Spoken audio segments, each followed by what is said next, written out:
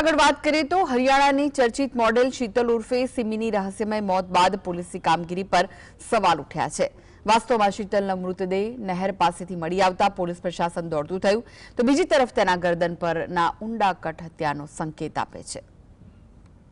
Model શીતલની હત્યાનું કોંકણું ગૂંચવાયું। એક ટેટુથી થઈ model શીતલની ઓળખ। સોનીપતમાં મળી મોડલની લાશ, જ્યારે પાણીપતમાંથી મળ્યો ઘાયલ બોયફ્રેન્ડ। હરિયાણવી મ્યુઝિક ઇન્ડસ્ટ્રીની પ્રખ્યાત મોડલ શીતલ ઉર્ફે સિમ્મીના મોતથી ગુથ્થી ગૂંચવાઈ ગઈ છે। 14 જૂને સોનીપતના ગામ અહરમાં એક શૂટિંગ માટે ગયેલી શીતલ ઘરે પાછી ન આવતા પરિજનોએ તેની ગુમ થયાની પોલીસ ફરિયાદ નોંધાવી, જે બાદ માત્ર 2 દિવસ પછી સોનીપતની રિલાયન્સ નહેર પાસેથી એક યુવતીનો મૃતદેહ મળી આવ્યો। હાથ પર બનેલા એક ખાસ ટેટુને કારણે તેની ઓળખ શીતલ તરીકે થઈ હતી। શીતલની ગરદન પર ઊંડા કટના નિશાન હતા, જે સ્પષ્ટપણે ગળું કાપી અને હત્યા કરાઈ હોવાનો સંકેત આપે છે। પોલીસના સૂત્રોનું કહેવું છે કે આ કોઈ અકસ્માત નહીં, પરંતુ સુનિયોજિત કાવતરાનો ભાગ હોય તેવું લાગે છે। વાસ્તવમાં ઘટનાના દિવસે શીતલ તેના સાથી સુનિલ સાથે કારમાં હતી। કાર નહેરમાં પડ્યાની જાણ થતાં પોલીસ અને સ્થાનિક લોકો ઘટના સ્થળે પહોંચ્યા અને કારને બહાર કાઢી। તે દરમિયાન સુનિલ ઘાયલ અવસ્થામાં મળી આવ્યો અને તેને તાત્કાલિક પાણીપતની એક હોસ્પિટલમાં દાખલ કરાયો, જ્યાં તેની હાલત નાજુક હતી। જ્યારે શીતલની લાશ સોનીપતમાં મળી ત્યારે આ મામલો વધુ જટિલ બન્યો હતો।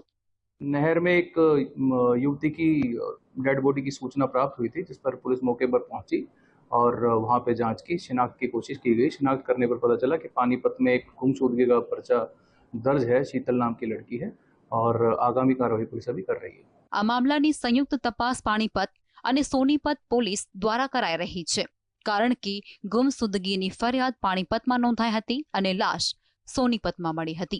પોલીસ અનેક સવાલોના જવાબ શોધી રહી છે, જેના પર નજર કરીએ તો શું શીતલની હત્યા પહેલા કરવામાં આવી અને પછી લાશને નહેરમાં ફેંકવામાં આવી? શું કારને જાણી જોઈ અને નહેરમાં ગબડાવવામાં આવી હતી? ત્યારે શું સુનિલ આ ઘટનામાં સામેલ છે કે પોતે પણ એક શિકાર છે? અને શું શૂટિંગના બહાને શીતલને ફસાવવામાં આવી હતી? તે પણ એક સવાલ છે। मतलबा में ये एफआईआर दर्ज है गुमशुदगी की। तो इसकी बहन है नेहा। नेहा ने ये मुकदमा दर्ज कराया था कि भी मेरी बहन लापता हो गई है। उसके बाद में मतलब पुलिस इन्वेस्टिगेशन में करके डेड बॉडी का पता किया कि भाई यहाँ सोनीपत थाना खरगोदा में डेड बॉडी बरामद हुई है। तो उसकी अभी शिनाख्त की गई। हम यहाँ पोस्टमार्टम के लिए आए हुए हैं सोनीपत डेड हाउस पे यहाँ पे। तो अब जैसे ही जो भी तथ्य सामने आएंगे पोस्टमार्टम के बाद वह इन्वेस्टिगेशन का आगे। गाड़ी का अभी हमें पता नहीं है। वैसे गाड़ी का सुनने में आया कि पानीपत ही है, लेकिन अभी हमारे इसमें नहीं है, वो कब्जे में नहीं है। ये इसका कोई फ्रेंड था, कोई लड़का इसराना गांव से, सुनील नाम का। उसके साथ ये लास्ट में देखी गई, वही लेके गया था शायद साथ इसको। उसने कोई अभी तो कहानी बना रहा है कि भी मेरे साथ में थी गाड़ी में, और उससे अभी पूछताछ चल रही है। अभी उसने कोई भी स्पष्ट तरीके से कोई बयान नहीं दिया है। ये एक दूसरे से 4-5 साल से एक दूसरे को जानते थे। ये शादीशुदा है? दोनों ही शादीशुदा हैं। मरने वाली भी शीतल भी शादीशुदा है और ये भी। શીતલની બહેન નેહાએ પોલીસને જણાવ્યું હતું કે તેમની બહેન શૂટિંગ માટે ગઈ હતી, પરંતુ પછી કોઈ જ સંપર્ક થયો ન હતો।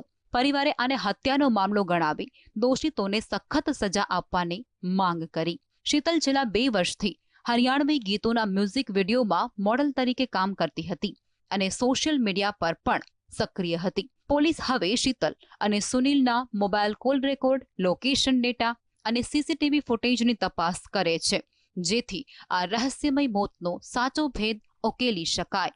Bureau report, GS TV।